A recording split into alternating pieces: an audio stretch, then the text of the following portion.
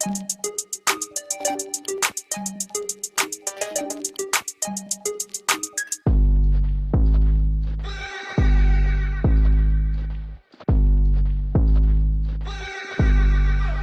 have to come from the majority on the floor. It can come a lot from the line. So that's our first play. We'll go to Memphis at LA.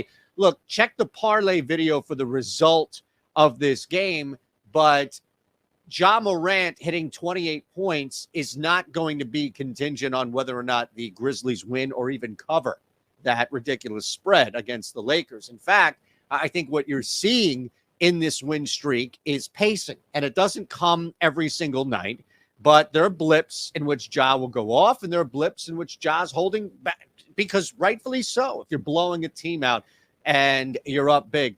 Look, I think the Lakers, like any team now that Memphis faces, they want to be the team. It's a small little bump in optimism, but the Lakers want to be the team to end this streak. They don't want to be another team on the notch.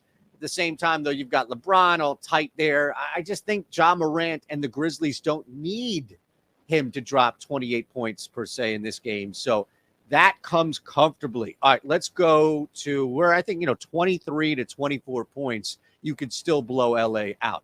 Let's hit some rebounds up. Love this matchup. And Orlando is going to be looking around like, whoa, what just happened here? Jonas Valanciunas to clean up the glass in Orlando tonight, please. Get us 12 boards. That's all we really need. That's all we really ask. That is doable, to quote George Costanza's secretary. Look, Valanciunas faces very little, and I think Wendell Carter, right? I mean, and look, too, both of these guys, it's not going to be Banchero, but even Carter Jr. is faded heavily to the under there at 8.5. It's going to be a tough ask to keep Valanciunas off the glass. We're not targeting CJ's threes. We're not targeting other stuff in this play. It's simply a matter of matchup, overwhelming matchup power that Valanciunas has on the glass. Defensively, get a couple of offensive rebounds, extend a possession or two. Just looks like that is the clearest path to success in this game. You're not going to like this next play, but we're getting it at even money. And I think we kind of have to take it. I get it. You're not going to like it. And you probably went from who the hell is this guy to I fucking knew it. It was just a matter of time before he let us down. And here he is. He's letting us down, going over 2.5 with Julius Randle. Hey, this is okay at even money. I think you need to get in right now over 2.5 before he starts to make a couple, and this goes back to minus 110, what have you. The problem that you're going to face is he's not hitting shots. The good news is he's taking every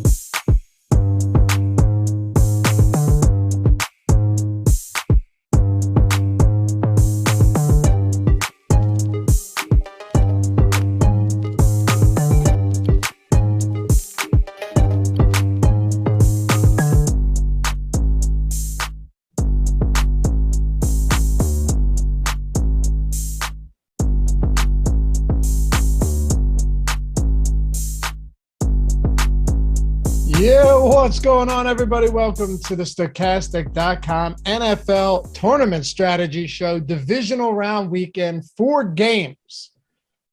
A couple of these teams going to be meeting in the championship round next week, and we'll be here for that as well. But first, we got to break down 8 teams, 4 games. Got a Saturday, Sunday slate. A lot to get into. I'm Dave Loughran at Lafayette_D, LOUGHY_D on the Twitters, and joined by No two better fellas to do this show and help us navigate these waters. Alex Baker at Awesemo DFS. Awesemo himself. What's up, brother? What's up, man? Yeah, throwing a little bit of shade at Jazz Raz, it sounds like, but it's good to be Come on on, with you man. guys. And this is really if you like those like main slates, this is really the last chance to get a good size slate. So hoping to make the most of it this week. And the showdown shaman himself dabbles in the main slate waters as well. Neil Orfield at Player Q DFS. What's happening, man? Yeah, I mean, four island games essentially. So I get 4 great showdown contests. Yeah. I'm excited. On top of course, I'm going to be playing the main slate as well. Very excited for this weekend. Me too. I just realized too that Sunday's first game is at 3:00, which makes sense. I forgot it's not a 1:00. So you got 4:30 Saturday, then you got an 8:15. You got a 3 Sunday, a 6:30. Of course, we got some millie makers in the works here, and we're going to talk about all of it. We'll go position by position and just essentially look at it from a tournament perspective, large field tournament perspective. What are the best approaches to take here? Of course, there's going to be, as is always the case, but especially for a 4-game slate, some very chalky players. It is kind of, I will say though, Alex, it's not like just looking at our ownership projections right now. I guess, if this were a 4-game slate in the regular season, just like random matchups compared to a 4-game slate where you have 8 good teams, like 8 teams with quality players on them, some more than the others. Do you think that's why we're not seeing ownership is kind of flat when you look at it from a 4-game slate perspective? Yeah, definitely. I mean, you got a loaded slate here because these are some really awesome teams that made it to the divisional rounds. So it's going to be hard to make those choices because there are some really great options this week. There are. And I'll tell you what, too, Neil, you have a few spots where ultimately, like, there are better spots than others. There's no denying that, right? Eagles, Chiefs, but Chiefs have a 31-point implied total in this game, in their game, a home game against the Jags. Eagles are sitting around, last I looked, around 28 points. Cincinnati, Buffalo, despite some cold weather, maybe some snow showers could shoot out. But then, of course, you get into spots like Dallas, where all things considered, there aren't that many high-owned options on that team. There are a couple teams this week that aren't that popular. Do you think those are viable spots to make pivots to in tournaments, just given the fact that they're on their own? Yeah, absolutely. And I fall victim sometimes to avoiding games because the defenses are too good. But scoring happens in every game. There's going to be somebody who does well in this Cowboys 49ers game. So absolutely, you can pick your spots, choose a player here or there from the lower total games or the games with, frankly, better defenses. That Niners and Cowboys one really standing out as 2 great defenses there. But yeah, you can pick and choose players. These are great offenses as well. There's going to be some scoring in every one of these games. So absolutely, those are some viable pivots from those games. Well, if you haven't done so yet, take a single second to atone for your sins and hit that thumbs up button. Subscribe to the channel. Leave a comment down below. We try and read and respond to all of them. Spent a lot of time in the comment section from Tuesday's show, just based off of the conversation, the debate that Ben Rasa and I had to close out the final 25 minutes of that one. But we try and read, at the very least, read them all, try and respond to all of them. If you're listening in podcast form, leave a rating or review, subscribe, all that stuff. Tell your friends about the show. We appreciate it, and it goes a long way. So let's dive into this. And yes, as Ray astutely pointed out, if you don't hit the thumbs up, hit the thumbs down, but make sure to do it twice. Thank you, Ray. I almost forgot. All right, Alex, let's kick it off. Quarterback position. So, of course, and fortunately, we have all updated ownership. We have top stacks updated, boom bust tool updated, all that stuff to kind of guide us along the way for this show. But if you're looking at the quarterback position, Josh Allen, Jalen Hurts, Patrick Mahomes, all of them are essentially neck and neck from an ownership perspective, and it's really hard to disagree with that. Yeah, definitely. I mean, you got 3 of the best quarterbacks in the league here. So let's see, we got I mean, Jalen Hurts is a little bit of the odd man out because he adds so much value rushing compared to passing, but the Eagles have the best matchup of the bunch versus the Giants, probably. And I mean, you can't really go wrong with any of these guys. I guess rostering a guy like Hurts is cool because he gets so many of the rushing touchdowns for the Eagles that you're like getting most of the team's touchdown equity with your stack. And that makes it a little bit easier to figure out like the right lineup combination compared to the other teams.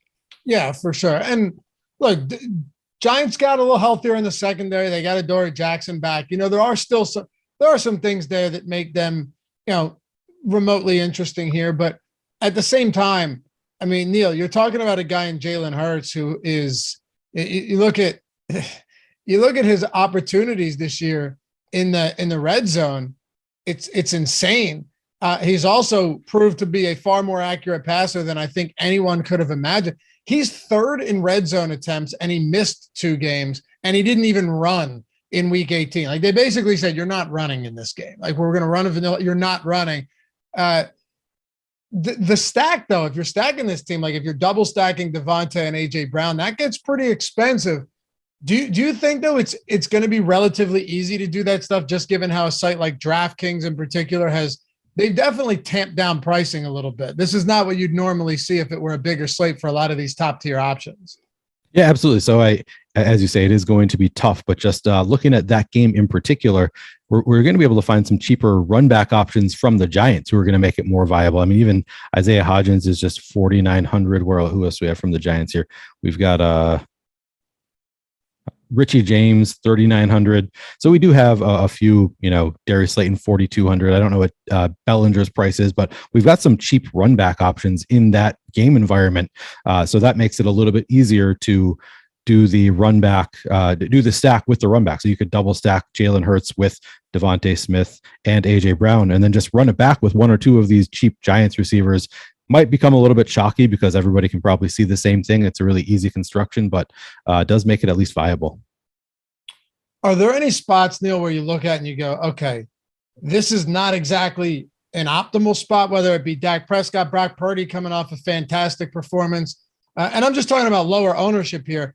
At this rate, though, do we have to worry all that much about it? I mean, Trevor Lawrence, we have coming in at sub 8% in a spot like this, where there's a very good possibility that they get caught in negative game script pretty early and he's forced to throw the football, and Travis Etienne is kind of phased out of the run game. There are 4 right now sub 10K quarterbacks on this slate, one with pretty considerable rushing upside in Daniel Jones, another one who's an 8.5 point road dog, going to be forced to throw the football. And then, of course, Brock Purdy and Dak Prescott in a game with a 46 point total, 3.5 point spread. Yeah, for me, it's going to be Trevor Lawrence. I love the spot for Trevor Lawrence. As you said, he's probably going to be forced to throw it a little bit more because they're likely to get down. And even if they don't get down, it's because they're scoring points. I mean, this should be a very high scoring game. One of the better game environments overall. The Chiefs being 20th in terms of pass DVOA, the Jaguars 30th in pass DVOA. Just a great spot for both of these teams. And it's going to be tough for the Jaguars to keep up with the Chiefs, probably, in which case it's just going to make Trevor Lawrence is going to have more opportunities in the second half. And he can run a little bit too. I mean, he's obviously no Jalen Hurts. He's not even Daniel Jones, but Trevor Lawrence, does have rushing upside here. So I like Trevor Lawrence doing a jag stack quite a bit. And then obviously you can include Chiefs in a run back as well.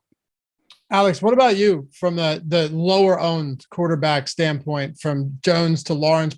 I think you could probably even throw Burrow into that mix somewhat as well, kind of in no man's land at his price point. But once you get past Hurts, Allen, and Mahomes, it's pretty wide open, right? Yeah, definitely. I mean, Daniel Jones, after being anointed the GOAT last week, he's pretty tough to fade.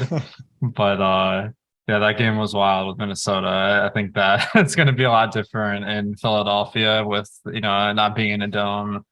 But he's actually kind of popular, so maybe that'd be one that I wouldn't prioritize a ton. But like Brock Purdy looks like he might be a little bit blown. But the real... Oh man, Dak Prescott's the lowest owned quarterback projected right now. And we know he's a pretty good player. He's throwing to some great weapons. San Francisco's defense is tough, but I like seeing the ownership. That just looks like it could be the contrarian spot of the week. It feels the thing too, Neil, and I asked Matt Savoca this yesterday when we were doing the matchup strategy show. This is not me shitting on San Francisco. They're a very good team. As an Eagles fan, I would like to not face them. if we were to make it through to the championship round. But it is kind of crazy to look at their schedule. Their defense is fantastic. It's ranked number 1 in overall defensive DVOA. Dallas Cowboys are second in DVOA. So it's an interesting matchup. Both of them, a ton of potency offensively as well, from McCaffrey to Debo to Ayuk to Kittle. And then on the other side, a good backfield for Dallas, CeeDee Lamb, Dalton Schultz. But you look at the Niners schedule. I mean, Seattle, Arizona with a 4th-string quarterback, Las Vegas, Jarrett Stidham put up some numbers, Washington, Seattle again, Tampa Bay, and they have proven that they were just garbage. Miami, New Orleans, Arizona again with Colt McCoy in that Mexico City game. Like, the last good team they faced, and this is up for debate, is the Chargers. Before that, it was week 7 against Kansas City. They got smoked at home. Granted, they've dealt with some injuries as well, but I don't think it's reasonable to say, and I think this is probably what Alex was getting to. This should probably not be the highest scoring game, but I don't think it's reasonable to just be like, hey, we shouldn't be playing these two guys because there's 2 good defenses. Yeah, no, I think that it's the toughest spot. I think that the defenses are for real. I'm not totally convinced on the Niners offense against a good defense like the Cowboys. I'm not sure if they're going to be able to do it, but I think that these are 2 legitimate defenses. It is definitely a tough spot for Brock Purdy. It's a tough spot for Dak Prescott. Makes it, if I said earlier, you can pick and choose some players from this game because somebody is going to put up some fantasy points, but with Trevor Lawrence coming in at under 8% ownership, if he's going to be that low, and I'd rather just take my shots there rather than going to a Dak or a Brock Purdy. Of course, I think if I were to go to one of these quarterbacks, it would be Dak for me, just because I think he's the more proven quarterback. I mean, it's obviously a tough spot, but we know that Dak can put up big games even in tough spots. It's definitely not my favorite game environment, though. Greg Roseberry, that backwards hat guy continues to play that they had a soft schedule card. I think the Giants win this. I think the Niners win this game. I'm just saying, if you're looking at the teams that they've annihilated and you're not putting that in context, Alex, we're just assuming that the Dallas Cowboys, the Dallas Cowboys have just completely fallen on their faces, but as good as the Niners are, all I'm saying is it's not like they're going to go out there and guaranteed to only allow 14 points to the Cowboys. Yeah, no doubt. I mean, Dallas's offense has been pretty good this year. It's a really tough matchup, probably the toughest in the league. So obviously that's the negative. But Dalton Schultz really showed a ton of signs that he's a good DFS play last week. Can't go wrong with CeeDee Lamb. And then the weird thing about last week is they played T.Y. Hilton above Noah Brown, and T.Y. Hilton is only 3,100. This is a guy or 3,200. I've lost so much money in my career rostering T.Y. Hilton. So why not one more time, right? Oh man, wouldn't that be great though if T.Y. Hilton ends up being the reason, for a huge win after all that pain and suffering? Was that last year? Was that last year or the year before? The T.Y. Hilton weekly chase? I feel like it was the year where Phillip Rivers was in Indy. Was that 2 years ago? Yeah. Because it was Wentz last year. Okay. Yeah, I was like, they moved from I can't remember who the Colts quarterback was, but I was like, they got Phillip Rivers now. They're going to pass the ball a ton, and then it's just still the same rushing that they always do. So I got that one wrong. The whole season was brutal for T.Y. Hilton, and then he had a couple big games at the end of the season once nobody had any money left to roster him. All right, let's talk about running backs here. By the way, we're talking ownership tools, the boom bust tool, the top stack, all that stuff, the lineup generator. You're getting 5 free days of all of our NFL content with the link in the description and the one in chat as well. So if you do it today, obviously you're talking about today and then tomorrow and Friday, or Sunday. You don't necessarily need all 5 days, but you're getting all of our tools. You're getting a head start today by really starting to mess with them. You're getting all of the availability that we have for the show, the lineup generator for Showdown as well, which is incredible. No strings attached. If you hate it, we'll gladly refund your misery, which is exactly $0. You guys know that. All of our NFL tools, top to bottom, including the lineup generator. And Alex, it is kind of awesome that we just added the ability to project your own game flow for these showdown games and generate lineups based on that. Yeah, definitely. Because correlations and showdown, that's a huge part of it. So just knowing what game script you're playing for, that'll help a lot. And personally, I like to play the game script that both teams kind of stink, because everyone's hoping that their lineup's going to score 1 million points. But if the game stinks, you don't need a ton of points, and it's some of the less likely players that are in the winning lineups. Yeah, Neil, I'm sure you remember because you and I did a lot of showdown live before locks this year together.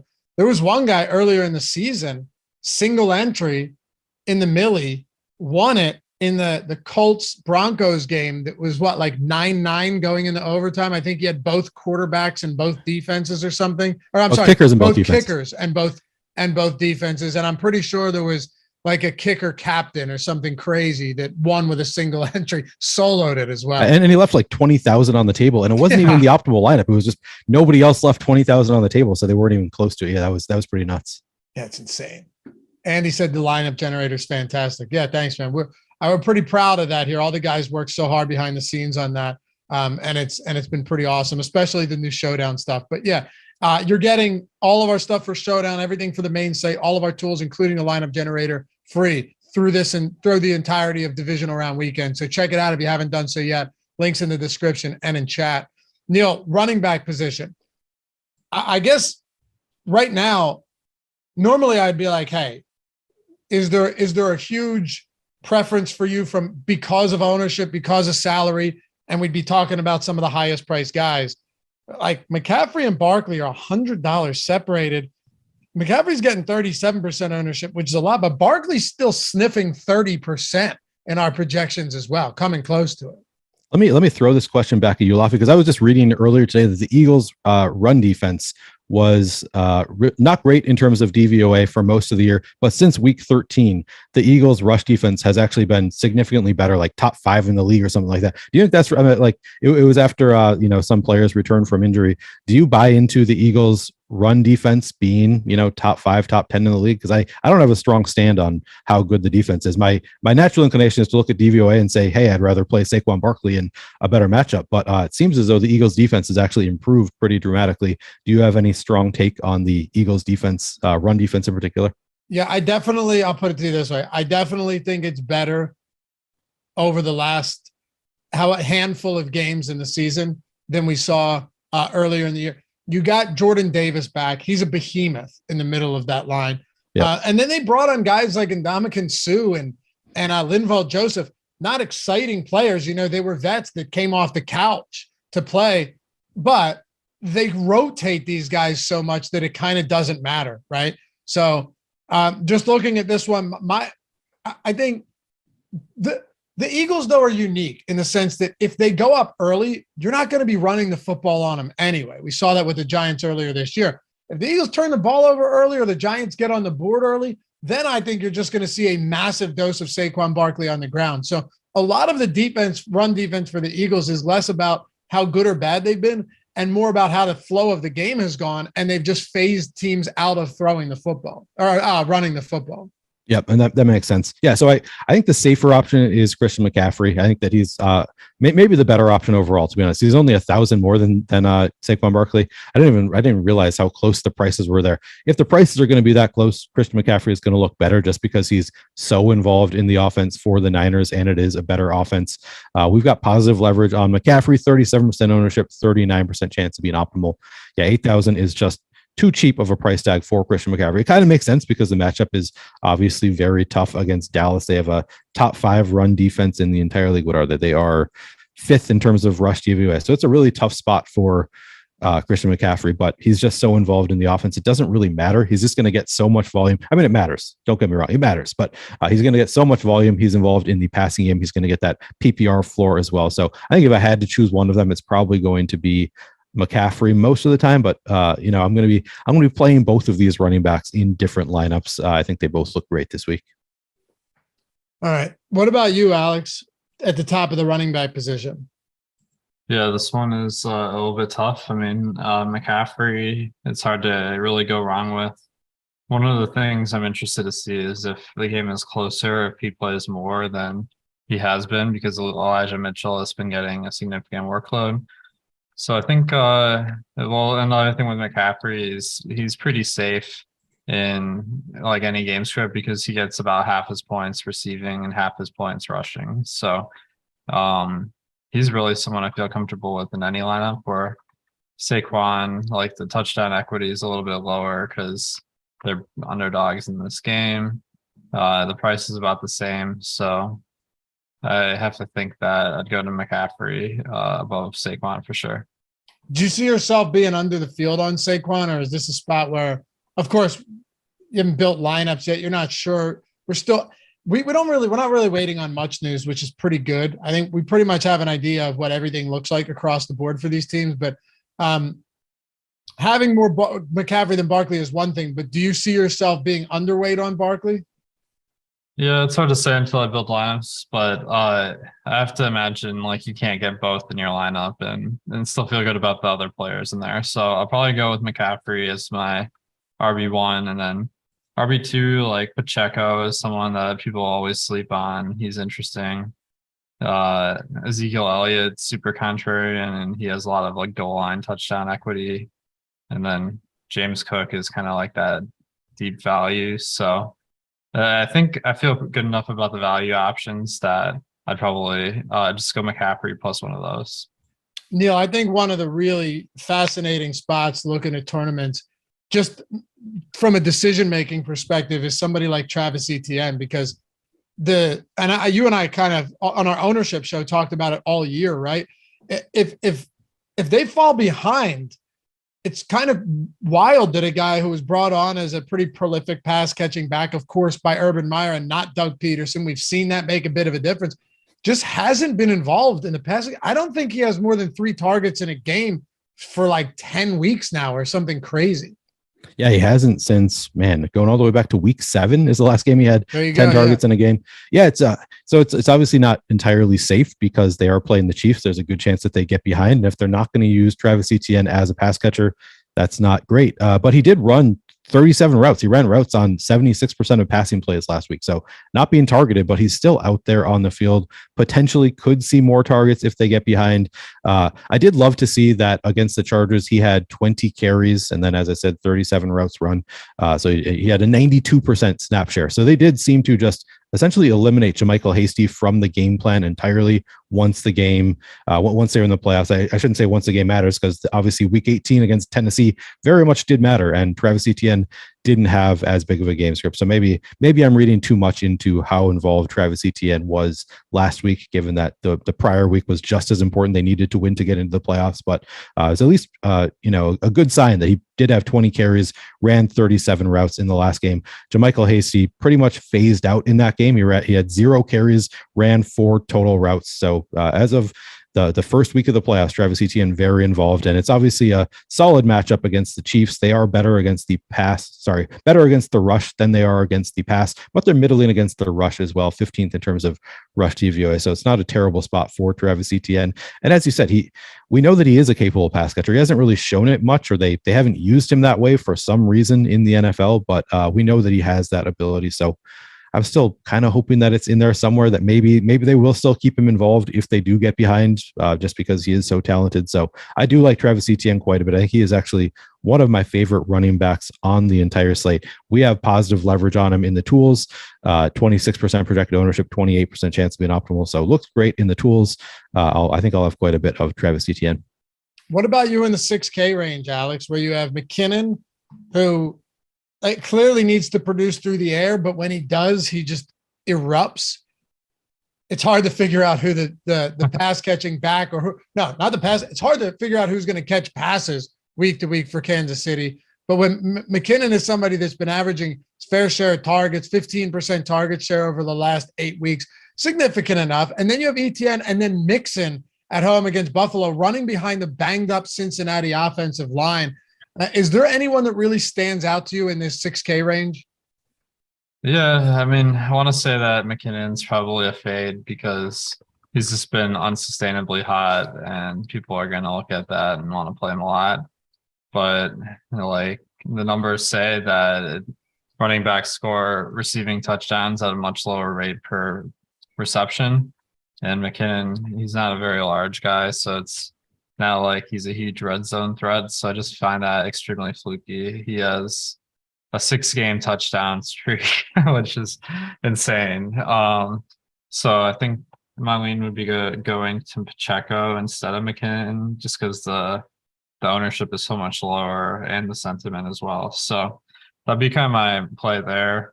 And then Mixon, this is like he gets most of his points rushing, and they're big underdogs. So that's more of a contrarian play, where if you play Mixon, maybe it's because you feel like Buffalo is too popular and you're getting leverage on the Buffalo rosters with Mixon. So it's really all about the rest of your lineup for me. Neil, a lot of talk in chat about Boston Scott. Do you know why? Because he's scored a touchdown in every single game he's played against the Giants, I assume. They call him the Giant Killer. The Giant Killer, yeah. The Giant Killer, yes. But the issue that I have with this, and maybe you guys can elaborate or tell me that you think I'm wrong, is while he has had some quality performances against the New York Giants, no denying that. Matter of fact, he had a 3-touchdown game against. I remember that because the guy that won the showdown slate solo shipped like $350K, had Boston Scott at captain, and he wasn't even starting that game. I think Sanders got hurt or something, but I digress. Just because he's the Giant Killer, Neil, do we think that Philly's going into a home divisional round playoff game with that mentality? I would guess that they're not just planning their game script around Boston Scott scoring again against the Giants. I think that he's probably the RB3 in this game. I think that Kenneth Gainwell probably plays ahead of him. Maybe I'm wrong, but Kenneth Gainwell cheaper on DraftKings. I haven't really been playing either of these guys recently, so it hasn't really been relevant to me. I haven't looked into it, I guess. But yeah, I don't think I'm going to be playing.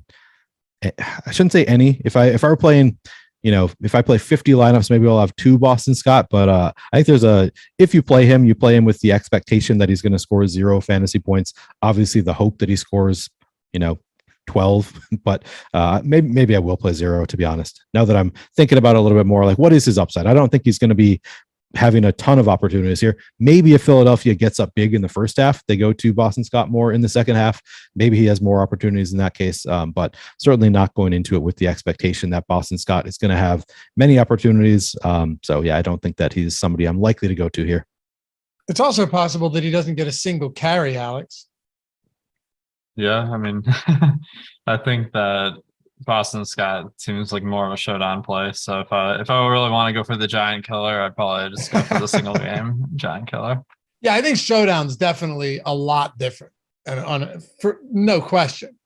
But don't worry, I'm going to bounce back into this 5K range. But since we've gotten into the weeds here, are there any value options in tournaments that might stand out to you, Alex, from like any sub 5K, like James Cook or anybody else? As an alternative option that is not going to be popular, but you think could play decently in large field tournaments? Yeah, I mean, James Cook is totally viable this week. He got more rushing attempts than Devin Singletary last week. He saw a decline in his participation. Partially, Nyheim Hines got more routes, and I feel like maybe it's because he had a killer week 18. So I'm not sure exactly what to expect this week, but I feel like James Cook for that price is worth a gamble. He is kind of popular, so maybe I would go up a little bit and get Zeke, who people hate rostering Ezekiel Elliott, but he's gotten so many more of the rushing attempts at the goal line for Dallas. He has 16 compared to Pallard's 6, and a lot of those 6 carries Pollard got in the goal line were when Zeke was out. So I feel like if Dallas gets a lot of opportunities in short yardage, Ezekiel Elliott could pop off.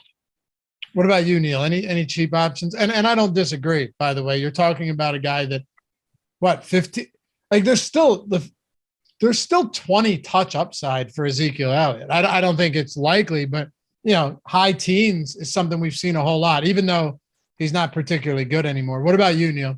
Yeah, I mean, if we're including Ezekiel Elliott, I think that it's obviously a great play. I mean, maybe a great play is a little bit strong because they are playing against the Niners. It's obviously a tough matchup, but that $5,400 price tag given Zeke's volume. Certainly interesting.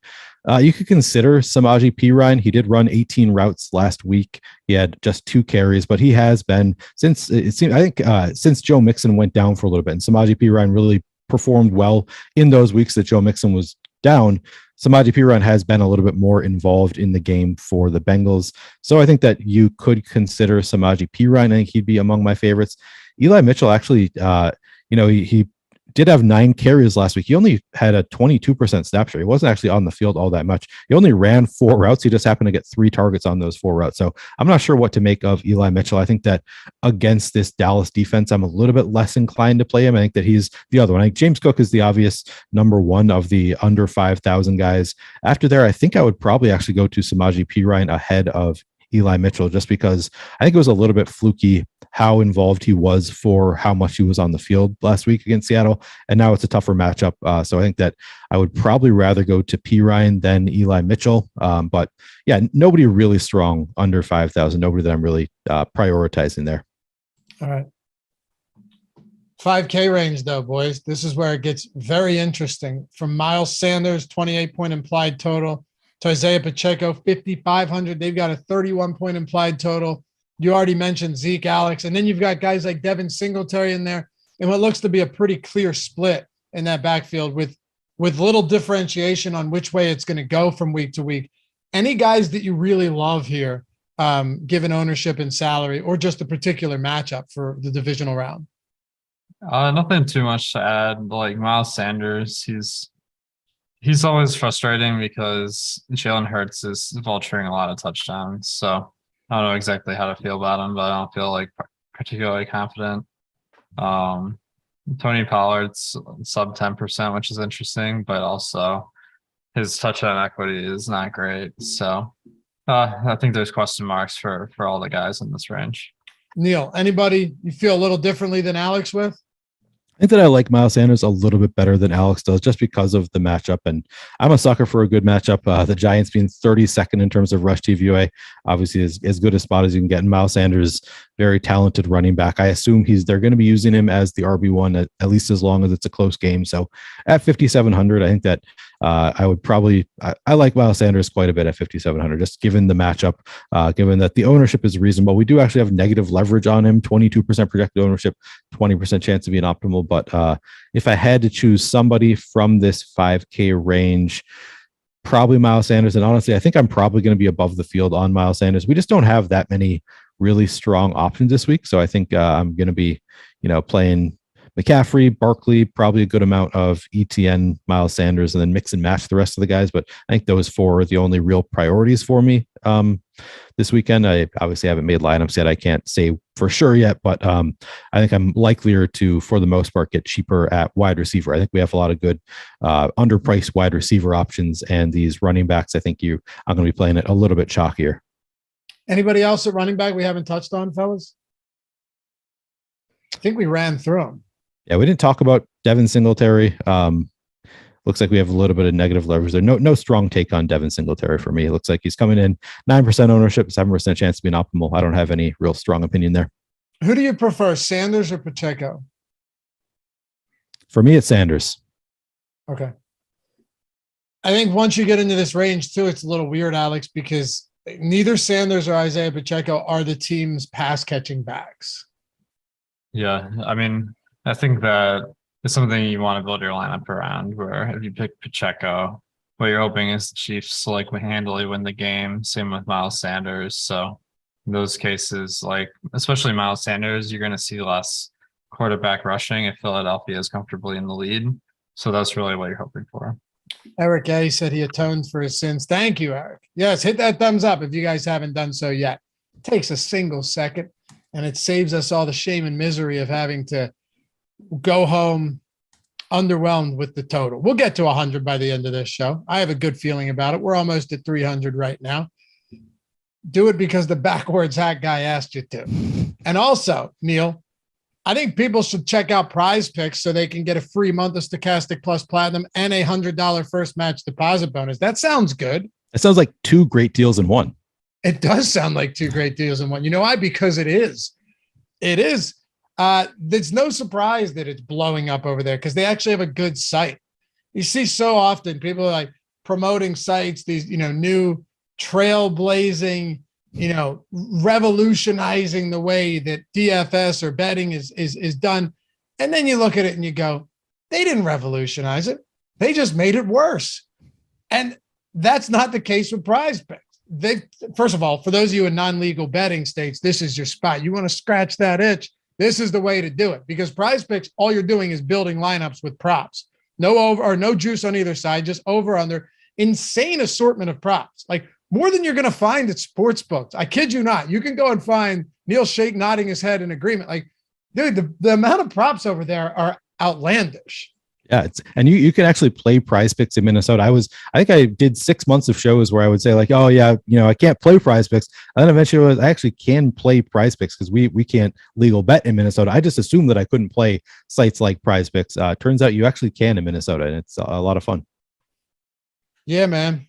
So check it out. But not only that, like if you hit 5 of 5, all 5, you're 10xing. If you hit 6 of 6, you're 25xing. But let's say you do a 5-player lineup and you hit 4 of 5, you still 2x. Unlike a traditional parlay where they say, thank you for playing, you get nothing back.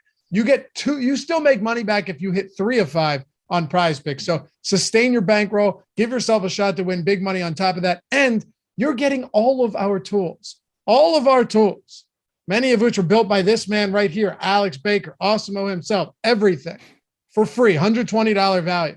When you think about it realistically, if you're someone that might be playing lower stakes and you're just trying to get your foot in the door, but you don't want to pay that much for a month, we want you to check our tools out. We want you to win. We want you to stick around. What better opportunity than this? 120 value, every sport, every tool, including the new lineup generator for football and basketball. Just click that link in the description. Click that link in chat. Sign up, get your deposit bonus, win some money, and use all of our tools to help you with DFS and over there at PrizePicks. All right, Alex, wide receiver. How about this one this week? You've got nobody, and this is what DraftKings has clearly done intentionally from a pricing standpoint. We don't have anybody above 7,800. I mean, you've got that tier with Devonta Smith, CeeDee Lamb, A.J. Brown, Stephon Diggs, and Jamar Chase, all 5 of them between 72 and 7,800 this week. Yeah, definitely. I mean, there's a lot of stud receivers to choose from this week. So it's kind of fitting the theme of the rest of the positions where it's hard to pick because there's a lot of good options. So it looks like Diggs and Chase really are both about equal in the projections. This one might come down to quarterback for me because I'm going to want to, if I'm playing Diggs or Chase, there's a high likelihood I'm going to want to play the quarterback that's throwing to them. So that seems like a pretty reasonable option. And then once you go past those guys, the projections kind of drop off a cliff a little bit. So, but AJ Brown, CeeDee Lamb, like obviously those are good players, but Philadelphia doesn't pass quite enough, and Dallas is in tough matchups. So it's kind of leading me to Chase and Diggs. What about you, Neil? Yeah, at the top, I mean, I think Alex, I think he's spot on. It's going to be matchup or based on your quarterback, based on the rest of your lineup. Sometimes, if you're playing, obviously, if you're playing Burrow, you prefer Chase. If you're playing Allen, you prefer Diggs. But then it's also true doing the run back. I prefer playing these guys in that game environment if I'm playing the other side. Actually, this is the same game, so that is irrelevant. But I think it's going to depend on which quarterback you're playing, which of these you want to play. They both look like they are getting similar ownership, similar chance of being optimal. I like both quite a bit. I think, if in a vacuum, if I'm playing, an Eagle stack and just have 7,800 left over, I think I lean Diggs. Of the two of them, we do have him coming in a little bit lower on 23% ownership, a little bit higher chance of being optimal at 25%. Chase, we actually have a little bit of negative leverage, 24% ownership, 23% chance of being optimal. And that makes sense to me. I mean, there's just more mouths to feed. I think, Chases with T. Higgins not far behind him. I think Stephon Diggs, the separation between him and the wide receiver 2 and Gabe Davis is just a little bit greater. That makes me lean towards Diggs if I have to choose between these two. And then AJ Brown, I guess we throw him in that bucket as well. That becomes a little bit tougher. I do like AJ Brown quite a bit. I still think my favorite of the 3 is probably Diggs, then followed by AJ Brown, and then Jamar Chase. And Alex, I mean, both of you guys, but Alex, you talked about stacking these guys up with whatever the quarterback might be, there's some good secondary options here too. I mean, like Gabe Davis, he over the last month, he leads the Bills in target share. Of course, I don't think any of us are looking at this going, yeah, we anticipate that continuing and Stephon Diggs becomes the number 2. Of course not. But 23% target share. He has 20 deep targets over the since week 10, which is nuts, leads the team by a mile. Cincinnati's 31st in DVOA against wide receiver 2s this year. And then on the Cincy side in the same game, T. Higgins has finally fallen enough in salary to where he's $2,000 separated from Jamar Chase. So, like, if you're stacking, the double stack is, and I've only mentioned those 2, but the double stack in a lot of these spots is very much in play, no? No doubt. Yeah. I mean, the double stack, that's always a good option, especially on a smaller slate, like a 4-game slate. So I have to believe that most of my lineups will at least have 2 pass catchers with the quarterback, if not 3. Now, Cincinnati, they have some great pass catchers like Higgins, and that price, it really is like too good, like compared to the other WR2s, like Devonta Smith, the 7,200, and that's a little bit too much. But T. Higgins at 5,800, like you can pretty comfortably fit him in with your Cincy stack, and just a solid play. Red Skittles, getting my thumbs ready for the exact second that Laffy mentions A.J. Brown. Well, I did want to ask Neil a question about A.J. Brown because he mentioned it. Last week, Adoree Jackson was back, shadowed Justin Jefferson on 85% of snaps, lined up across him 85% of the time, virtually shut him down. This is a unique matchup. I asked Matt Savoca the same thing yesterday. I'll ask you how you intend on playing this one as well. I don't know if Wink Martindale intends on trying something similar with A.J. Brown, who's one of the best yards after the catch guys in the league. Matter of fact, one of the best behind Justin Jefferson, who was also locked down. Devonta Smith had been fantastic over the final, couple months of the season. And then you still have guys like Dallas Goedert mixed in there as well. So from an offense versus from a matchup perspective, do you think there's any specific ways to play this, or do you just do what you'd normally do with the Philly offense? Yeah, I mean, it's a different spot here for the Giants defense because the Vikings don't really have a solid wide receiver too. I mean, Adam Thielen is cooked. KJ Osborne had a few spike weeks, but nobody nearly on the same level as Devontae Smith. So I don't really think you can play the Eagles the same way. If you do want to take advantage of potentially Adoree Jackson being on AJ Brown, well then, I mean, Devontae Smith, just jam him in there because this Giants defense, not very great overall. If they're going to just have their best defender shadowing AJ Brown the entire game, then Devontae Smith is going to be in a smash spot. So I'm not really factoring all that much. I like both of these wide receivers, regardless of how they play it. To be honest, I'm not really scared of Adoree Jackson. I don't think that he's actually, I don't think that he's the reason that Justin Jefferson didn't do anything. The same way I didn't think that, I'm forgetting his name now, the Packers defensive back. Jair Alexander. Yeah, I didn't think that Jair Alexander shut down Justin Jefferson. Please tell. What do you think it was? I think that Kirk Cousins just had a terrible game. He turned the ball over like 10 times in that game. We saw, Justin Jefferson wide open in the end zone. Kirk Cousins didn't hit him. I think that Justin Jefferson, best wide receiver in the NFL. Kirk Cousins, decent. Had a very good year. Can't say too many negative things. You're pissed at Kirk. Don't lie. You saw that. I mean, that was a terrible pass. Why would you throw it? Why would you throw it to TJ Hawkinson? Yeah, I'm pissed. But, I think that overall, he had his best season as a Viking this year. I think that it was, certainly a solid year. But yeah, back to this slate. Yeah, I don't think I think that I like both of these Philly wide receivers quite a bit. Devontae Smith, we actually have negative leverage. His price has come up to 7,200. He's not in that like $6,000 range that we had him earlier in the year, but he's just been so good and so involved in the offense for the past several weeks. I still think that he's a very solid play. And I think that if you want to just single stack it, say, hey, Adoree Jackson is going to be on AJ Brown, I'm just going to play Devontae Smith instead. I think that's a reasonable thing to do. As I said, that we do have negative leverage, 15% projected ownership on Devontae Smith, 8% chance to be an optimal. But I think that's a little bit fragile just because we don't really know how the Giants are going to try to defend them. But ultimately, I don't think the Giants are going to be able to defend the Eagles. Somebody's going to have a big game here. So I think that I'm probably going to mix and match where I play these guys. Alex, what are you drinking? Applesauce? Yeah. No, it's a liquid, which it's probably impossible to determine what it is from your vantage point. Can you try? No, I honestly don't know. My wife makes these for me, and I don't know what's in them. Oh, That's not good. Yeah. Don't drop dead on me. No, is it like a protein shake? Yeah. Okay. It's like a smoothie. You're acting like she's handing it to you, just be like, drink this. Drink it. No, that is true though. Can we get into the weeds a little bit here, Alex, with two teams I want to talk about? First one being Kansas City, because we all know how many times did you and I do the deeper dive this year where we're like, yeah, it's Kansas City. They're going to score a lot, but now we have to figure out how they're going to score. Everybody outside of Kelsey, obviously Mahomes too, but everyone outside of Kelsey is cheap this week. Yeah, I think, I mean, you can't go wrong with Kelsey. He's always a standout at the tight end position, especially on this slate.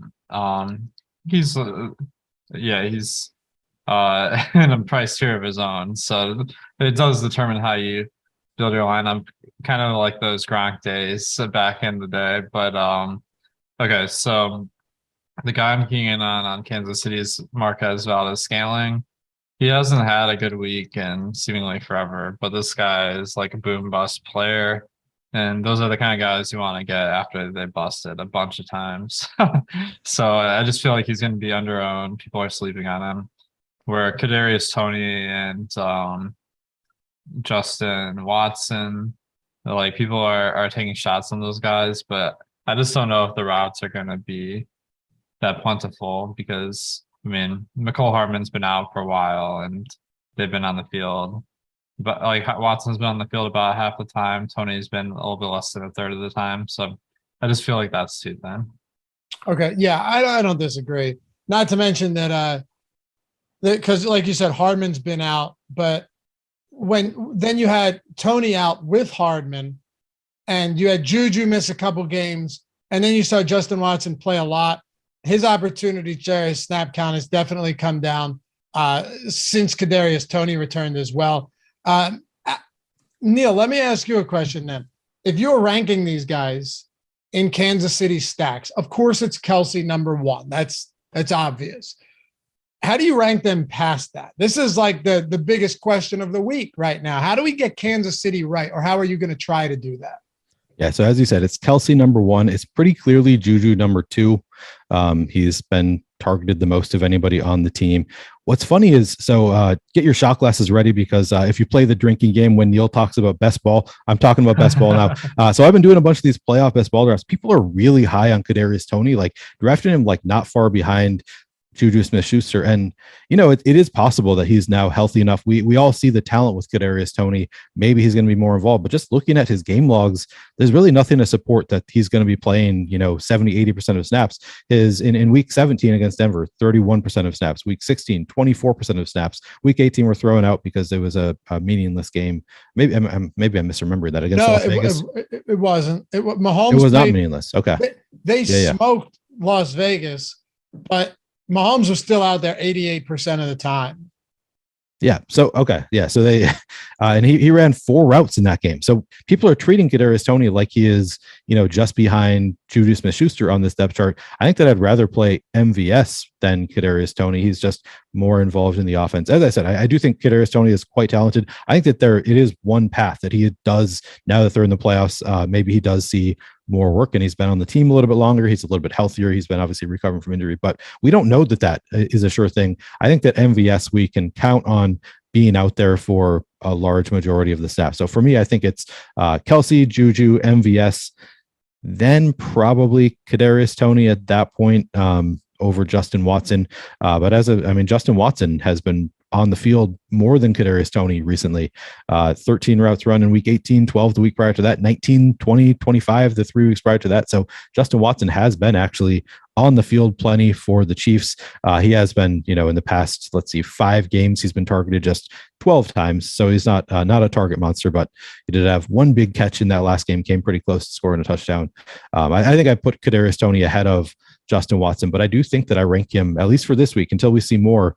People are going to be jamming in Kadarius Toney and not playing MVS. I'd rather go to MVS.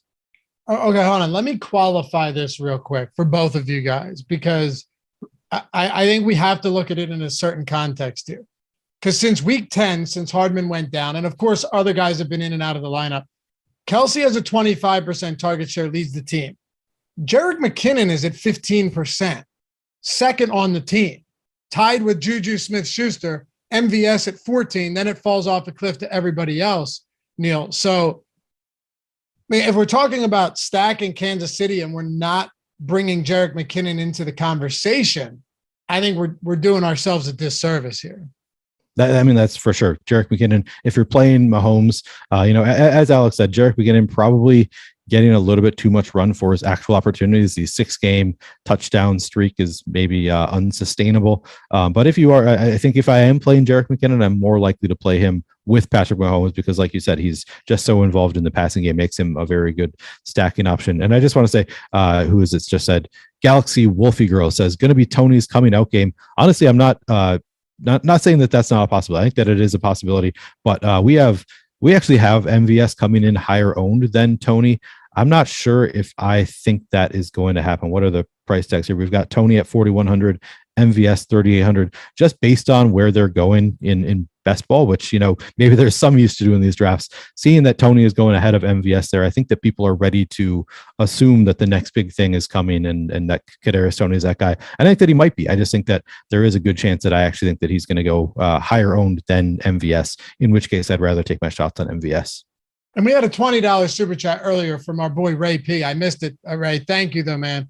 Thanks for the insight and great advice all year. Good luck to everyone this weekend. You too, dude. Thank you. Nice $20 drop there from Ray P earlier in the show. Appreciate you, dude. Alex, I want to ask you the same question here because obviously it's an important spot. A lot of cheap options for Kansas City. Highest total on the slate, sitting around 31 points. How would you prioritize these guys in the passing game? Of course, including McKinnon as well. Yeah, I mentioned I probably would fade McKinnon, but that might not apply as much if I have Mahomes stacks. Gotcha, So okay. he's definitely, I guess he'd be fourth because I do really like MVS. And then Juju looks like a great play based on our data. And Kelsey, that speaks for itself. McKinnon would probably be fourth, but it's a very solid fourth. What about the Jags, Alex, where you've got, and let's talk about Ingram in the same conversation too. There's no reason not to, even though we're at wide receiver. From Kirk getting a lot of ownership, I think justifiably so at 6K. Zay Jones, Marvin Jones, Evan Ingram, a team that doesn't really throw to the running backs either, and is an 8.5-point dog on the road. Yeah, I mean Ingram, he's a good alternative to spending up at tight end for Kelsey. So it does look like tight end is pretty wide open. There's after Kelsey, there's pretty spread ownership between all the other guys. So Kittle is going to be a fade, I think, just because he's been way too hot. And last week he was insanely high owned. So we'll have to see how the ownership shapes up before a lock. But I guess he had a bust game last week, so we'll see. But I think Ingram, he's been on a little bit of a slump compared to that late to mid part of the season where he was on fire, but obviously we know it's there. I don't mind stacking up tight end with the quarterback. Dallas Goedert's a great option where he looks like probably the best value at tight end, so I wouldn't mind going there.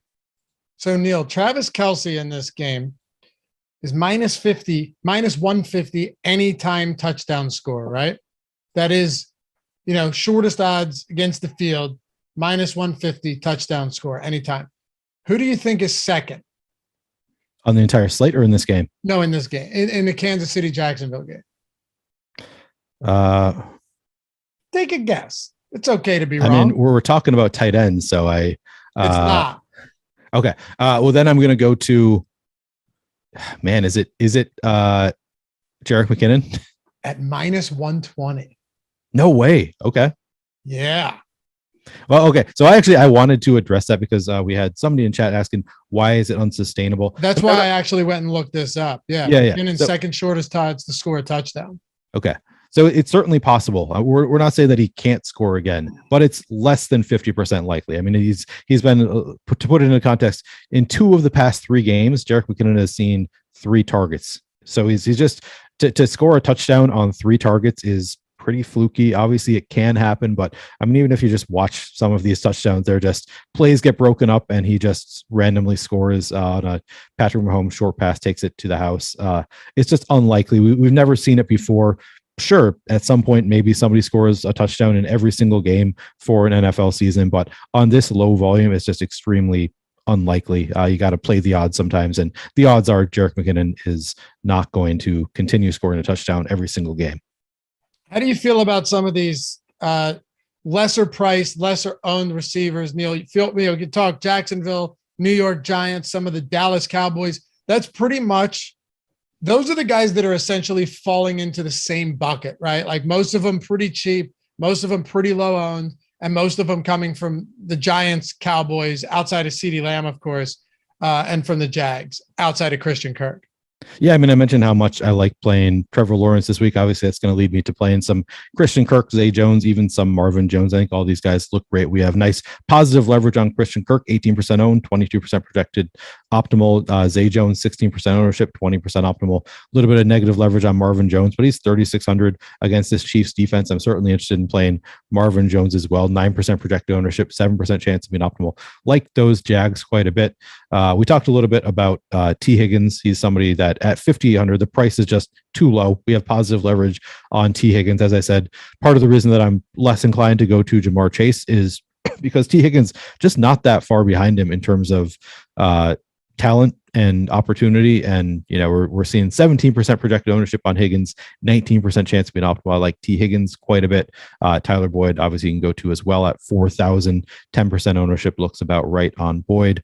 I think those are, and then the Giants receivers are just, you know, it's not as juicy of a game environment against the Eagles defense, but these guys are going to see some opportunities. Isaiah Hodgins seems to have passed Richie James in terms of how the Giants view him. So I think that the Giants seem to be treating Isaiah Hodgins as the wide receiver one at this point. He's coming in at the highest ownership, 13% owned, 10% chance of being optimal. We actually have a lot of positive leverage on Darius Slayton. He's 4,200, 12.5% projected ownership, 20.5% chance of being optimal. Looks great. I think those are the primary guys. I guess, man, the Cowboys, as I said, you can pick and choose here and there. I'm not jamming in any of these Cowboys guys, but I'll be, you know, picking lineups to play some CeeDee Lamb, Michael Gallup, maybe even some T.Y. Hilton. Noah Brown, I think Noah Brown is still the wide receiver 3, at least how I view it. He did run 19 routes last week, 56% route participation. T.Y. Hilton ran 12 routes, 35% route participation. So I think that it's still probably Noah Brown for me over T.Y. Hilton. But yeah, I think those are the primary wide receivers I want to talk about. What about you, Alex? Just digging deep here for some tournament plays. This is, of course, the tournament strategy show. So any of those guys that you like? Yeah, I mean, Isaiah McKenzie is someone that really stands out as a value because he's coming back from injury this week, and let me just make sure. Yeah, no, back, like yeah. Injury designation. He's been ice cold like the last few weeks. I feel like people are going to be a little hesitant to play him if they're not pros. So he looks good. Juwan Jennings is someone that he was like 1% owned last week and had a couple touchdown targets. No luck, but he's someone that I might be interested in. And then yeah, I guess Michael Gallup looks okay, but don't have any like real strong feelings there. Okay. Can I jump in there just talk about the Bills just a little bit? So I want to say Gabe Davis, I didn't mention, is looks great in the tool, 16% projected ownership, 22% chance of being optimal. I also wanted to mention that even before Isaiah McKenzie's injury, Khalil Shakir had for one game ran more routes than Isaiah McKenzie before the injury, which I was very curious to see if that was going to be a trend, if maybe they were getting Shakir more involved. But now they also have Cole Beasley in the mix. He kind of Shakir and Beasley mixed it up last week. They were both splitting snaps. I think it's kind of a mess there. I'm not that confident that McKenzie is going to be the wide receiver 3, but if the field's only playing him at 8%, then he's obviously worth the gamble. I saw some rumblings too, Neil, that Shakir might be getting some more opportunities going forward. Yeah. Who knows if that comes to fruition? I don't know. I think Gabe Davis at that price though is real nice because he's the type of guy that could just ruin your lineups, or he's the type of guy that, hauls in both of those deep attempts and has 130 and 2 touchdowns or something nuts. We've seen him do it before. Like the ceiling is there. Yeah, love Gabe Davis either way. It's the wide receiver 3 spot that I think it becomes a little bit of a mess. And you also have Dawson Knox on that team too, who can get some red zone opportunities. We'll talk about tight end right now. Before we do though, last thing we want to let you guys know about.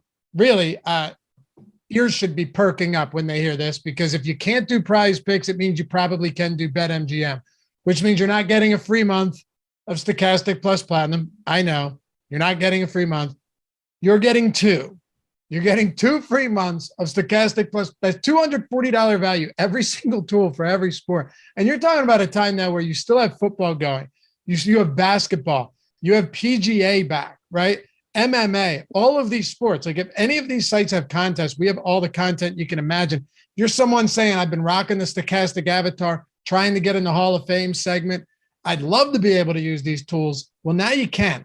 All you do is use the link. There's a description link. There's one in the chat. You sign up. This is what you need. You need $10 and you need 2 minutes of your time. That's it. You're getting $240 value there in 2 minutes. Make it 120 essentially a minute. Talk about an investment. Getting all of our tools. Our hope is that you use the tools, you win money with them. Plus, if you're playing some lower stakes stuff as well, not to mention like you're getting access to all of these tools and using them in lower stakes or mid, whatever it is, just huge advantage there. Our hope is that you win money with them and then you stick around. Join our Discord when you do this as well. All you do, follow the steps, click the link, go put $10 on BetMGM when you sign up using that link. After that settles, you are getting 2 free months of all of our tools for every single sport. It's a wonderful deal. And I'm not sure how much longer it's going to be here. They've been working on getting it down to 1, some red tape here, but it's coming. 2 free months. Take advantage of it while you can. And well, icing on the cake. I sprinkle that on top. If your first bet loses, whether it's $10, 100, all the way up to 1,000, you get all of it back in bonus bets with BetMGM's first bet insurance. Not either or, not the 2 months or the bet insurance. You get both. So your first bet, even if you lose, it all comes back in bonus bets and the 2 months of Stokastic plus Platinum. It's a wonderful thing. Join our Discord in the community when you do it. Say hello. Check out our tools. We'd love to see you over there. And just so you know, you have to be 21 or older to gamble. If anyone you know or yourself has a gambling problem, please call 1-800-GAMBLER. All right, tight end position. Alex, do we really need to talk much about Travis Kelce here? If you want to, please go for it. Yeah, I mean, it's going to be tough to fit in the lineup, but he's a great player. I mean, that's all like you need to think about here. Yeah, pretty much. I mean, I guess, Neil, let me rephrase this question here. Okay. How does Travis Kelce stack up against the other top tier receivers? Because there's Chase, Diggs, Brown, Lamb, all those guys, basically neck and neck in salary with Travis Kelce. I mean, we have him optimal more frequently than any of those receivers. Yep. We have Travis Kelce optimal 33% of the time. So he stacks up favorably. Of course, part of that is probably because you can slot him into that tight end spot. You can't do that with the high end wide receivers. But as I said, optimal 33% of the time, that is massive. I like Travis Kelce quite a bit. I'm probably more inclined to play Travis Kelce than I am those wide receivers, just because from a talent and opportunity perspective, they're all pretty similar. I don't know that I would put Travis Kelce at the top of that group, but he's, not far behind those top receivers. But then you throw in that you can play Travis Kelce at tight end. You can't play anybody else of that caliber at tight end. Then he kind of becomes my favorite of that group. I think that I'm going to be playing more of Kelce than the wide receivers at the top end. Interesting. All right. That's where I was looking to get to with this. Good information, Neil. And Cody, no, there's no promo code for MGM or PrizePicks or the 5 free, whatever one you want to. It's all just the links in the description. Mike can throw them back in the chat. Oh man, Avi, what's up, dude? It's been a while. $100 super chat from Avi. Came in second in the $9 shot on FanDuel for $20K. Let's go. That's massive, man. Congratulations. Right on. How about that, boys? Love to see it. Love to see it. It's awesome. Hit us up, Stokastic HOF, Stokastic Hall of Fame on Twitter. Let us induct you into the Hall of Fame. We do it in between every deeper dive and live before lock. So if you're trying to get up there, you have some wins. Hit us up at Stokastic Hall of Fame with the screenshot if you finish top 3 in a field of 5,000 or more. I do have one question. Why $99.99? I think it's the YouTube. I think it's. Oh, is it the default? I don't know, because it always is like you see the $4.99, right? $9.99. Yeah, it's funny. It is. Yeah. Why not 101? I don't know. But I do know this, Alex. I have some interest in Dallas Goedert this week, quite a bit. I know you talked about not the highest passing volume offense, but this guy leads all tight ends in yards after catch per reception. He's third in yards after catch, and he missed 5 games. Like, he is a good pass catching wide receiver. And if you are looking at the Giants saying, all right, it's a pretty blitz heavy defense, maybe they do try and scheme ways to make it tougher for Antonio or for AJ Brown to get the route and run after the catch. You have Devontae Smith, of course, but I could see this as a spot where Dallas Goedert kind of benefits if you're viewing it through that lens. If you're not, then whatever. But when healthy, he's a pretty good pass catching tight end. Yeah, definitely. I think Goddard's really solid this weekend.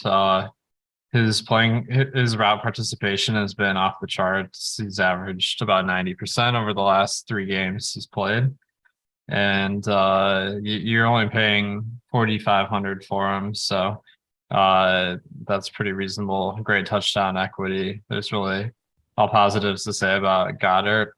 And let me check his box scores. Like he hasn't really had a huge week recently, so I think he might not be as high on as you might expect. Yeah, certainly possible. And he missed a lot of time. Neil comes back, and of course, Jalen Hurts was out, and then Jalen Hurts was limited. It's a weird spot for sure. But who do you like here outside of Travis Kelce? What spots are we knocking on the door to get some big points from Goddard or Ingram in a high score projected scoring game? Knox, Schultz, what are you seeing? Yeah, we have a surprisingly large number of good options here. Honestly, I like a lot of these tight ends. Dallas Goedert, as you say, looks great. I mean, we talked about AJ Brown, Devontae Smith as being high priced options. It's an expensive stack for the Eagles, but Dallas Goedert just 4,500. You pivot to him in one of those spots. Looks great, and obviously 21% ownership, 29% chance to be an optimal. Looks great for Dallas Goedert. Like him quite a bit. Evan Ingram just seems to be, one of Trevor Lawrence's favorite targets. Trevor Lawrence seems to have gotten a lot better since he started targeting Evan Ingram. They seem to have been ascending together a little bit. He's just 4,300 in this matchup with a bad Chiefs secondary. I like Evan Ingram quite a bit at 4,300, 19% ownership, 20% chance to be an optimal. Obviously, I compare him with Trevor Lawrence, who I like quite a bit as well. Dalton Schultz looks good. It's a tough matchup with San Francisco, but we just saw him have that massive game last week. He's 4,200. He's pretty involved in the offense for the Cowboys. 15% ownership, 17% chance to be an optimal. Dawson Knox, obviously, you can always play and hope for the 2-touchdown game. Hayden Hurst, those guys I kind of put in the same bucket. Knox, Hurst, Bellinger. I don't have high confidence in any of them, but they're all certainly live to score a touchdown, so playable as well. And George Kittle, the Brock Purdy to George Kittle connection has been looking great in recent weeks, but we do have pretty massive negative leverage there, 15% ownership, 8% chance to be an optimal, so not as high of a priority for me as, Kelce and then Goddard, Ingram. What about you, Alex? Outside of Kelce and Goddard, anybody really stand out here? Hurst, I think he is cheap enough that he kind of stands out. He got the targets last week, 6 targets, which is pretty good at 3,200, but he hasn't produced a big game in a while, so I think that he might not be super popular. He might be my sleeper this week. All right, you know what? People are asking if we were going to build a lineup. I didn't intend on it, but let's do it. Granted, we're building it on the fly here with 3 of us. It's always a lot more difficult in that respect, but why not? We'll do it. It's the playoffs. We only got a little bit of football left. So let's be men of the people here. What do you say? Yeah, let's do it. I'm in. All right. And hey, over 100 people found that thumbs up. Neil, you're always right. They're know. Capable. We have a very capable audience. I don't know why that bit is so funny to me, but it just works. All right. Let's do it. Alex, you go first. Neil goes second. I'll wrap it. I'll round it out, and then we'll work this one through until we come up with a full lineup. We'll close the show with that. So, who do you want to start with at quarterback, Alex? Should we? We don't have to start a quarterback, but it might make sense. I'll say Jalen Hurts because he's the highest projected, and the ownership is pretty reasonable. All right, Neil. All right, if Alex going to Jalen Hurts, then I'm going to go straight to Dallas Goedert, pair the quarterback with the tight end. Easy place to start. All right. I like that. Clear rushing upside. Don't always need a double stack here either. You know what? I'm going to mix things up a little bit. I'm going to go flex spot Travis Kelce. Ooh. Yeah, a little two tight end. I think two tight ends on the smaller slates always makes a lot of sense too. So I feel like we gotta swap these because the Kansas City game's the first of the week, Yeah, right? that's a oh good yeah, point. yeah, for sure. No, I'm just joking because we're not actually like submitting this lineup, so it doesn't matter. No, but we do always tell people like don't put your flex player in the starting spot. So I think that's good information right there. Granted, Dallas got us the game right after that, but still. Yeah. I'm pretty sure we wouldn't swap off Goddard, so it's probably irrelevant. But who do you want, Alex? all right, let's put in MVS, I guess, because I feel like he's a good sleeper. Okay. Neil. All right. So we have two pass catchers for Kansas City without Mahomes, which is fine, but yeah. I kind of think we throw in Slayton here. We got to with the run back. Okay. I will say too, I think Richie James could surprise this week. The one real weakness in this Eagles secondary with Devontae Maddox out is the slot. So we'll plug Slayton in. It could be anybody, but going up against Bradbury and Slay on the outside, I wanted to mention Richie James from earlier. But yeah, Slayton a good price. All right. I'm going to do this just to make our lives a little bit easier, Alex, and see what we can come up with. I'm going to go. I was going to throw a cheap defense in there to see how much room we have to work with.